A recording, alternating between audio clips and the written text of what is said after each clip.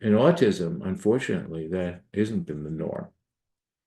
And so when we see a child with autism, and when we think of autism, we see someone who has difficulty, right, learning how to adapt in a complex dynamic world, right? Start with the simple dynamic world, and then we make it more complex. We say, oh, they have autism, therefore they can't. Therefore, let's make the environment static.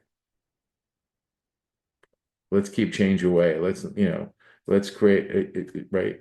Or we just throw them into the world, which is overwhelming. We don't say, let's carefully create environments where we gradually help that child to feel competent in very carefully in a dynamic way, right? And unfortunately, as consultants, you can't control the environments of your children. They go to school, they are out, and the schools aren't going to give them just enough dynamic environment for them to be successful. Often they're going to get overwhelmed, or they're going to be placed in the static environment, which is really a problem too.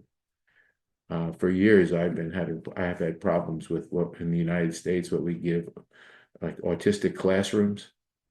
I've had major problems with them because they actually stereotype people with autism. On the other hand, when they put them into just regular classrooms, um,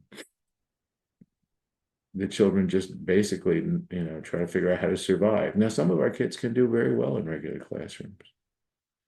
They learn how to function and they learn how to cope with all kinds of stuff going on.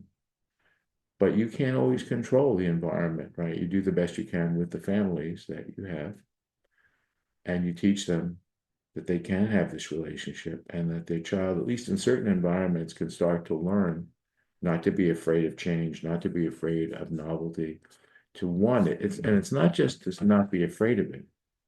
The key is to want it, to desire to explore, to want to, right, to be curious, to want to see what's over the next hill.